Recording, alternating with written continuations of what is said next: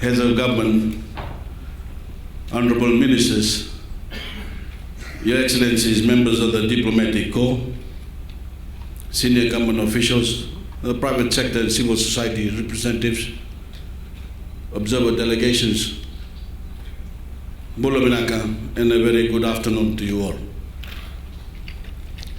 This inaugural Pacific Island Development Forum has been an outstanding success.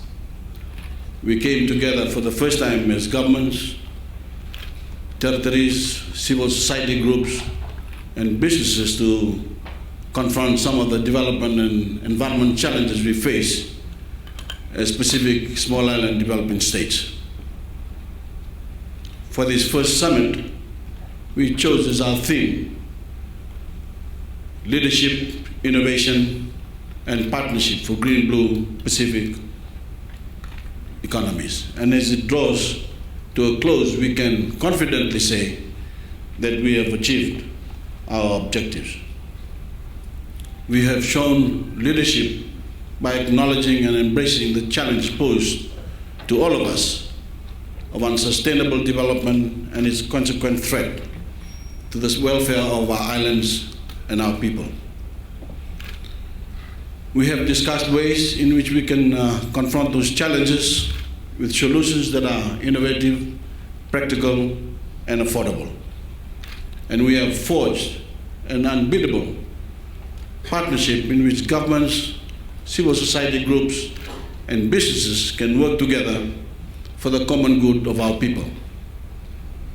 Our people look to us to work cooperatively and effectively to try to resolve our gravest crisis, the increasing threat to our environment, the health of our ocean, and the health of our land. And at this conference, I believe that we have risen to the challenge. We have not let them down. We cannot pretend that easy solutions are possible, but we can report to our people that we are finally working together to find them. And we're doing it in the Pacific way, through consultations and consensus. Our final outcomes will bring together the various strands of our discussions over the past 3 days into one rallying statement and blueprint for the future. But simply put, we have already succeeded in the objective I laid out on Monday, building the foundations of a new regional framework of cooperation, solidarity, and friendship.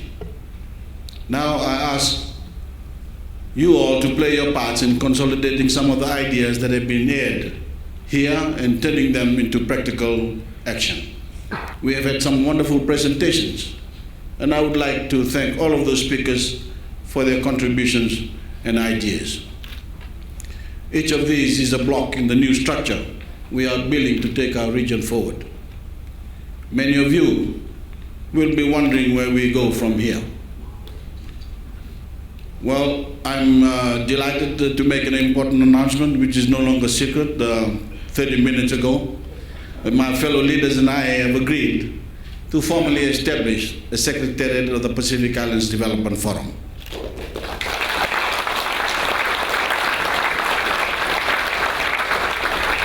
I'm equally delighted to say that Fiji offered to host the Secretariat, and that offer has been accepted.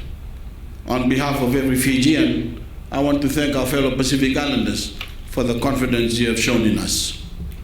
We are deeply honored by the trust that you have placed in us and pledge to make every effort to ensure that this important new regional initiative is a success. Work will commence immediately on setting up the Secretariat to maintain the momentum of this discussion. A working group comprising all of the stakeholders, governments, civil society groups, and business will map out the way forward. Initially, we envisage that the new Secretariat will be housed in Suva, in the former headquarters of the Fiji Film and Video Unit in Domain Road. It will be funded initially by Fiji and staffed by representatives of government, civil society groups, and business from the PIDF region. Further details will be announced in due course, but I can assure you that the PIDF Secretariat will be very different from the Forum Secretariat. We have no interest in establishing a competing bureaucracy. Indeed, my fellow leaders and I agree that our guiding philosophy will be the antithesis of most bureaucracies. Less is more, and more for less. The Pacific doesn't need expensive facilities. We need results.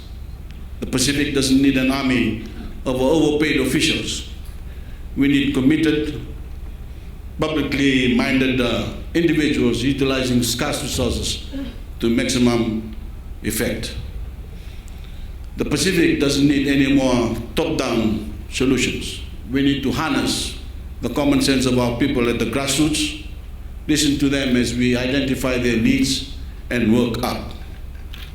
And so my fellow leaders have agreed that we will start modestly, expand only when required, and live within our means.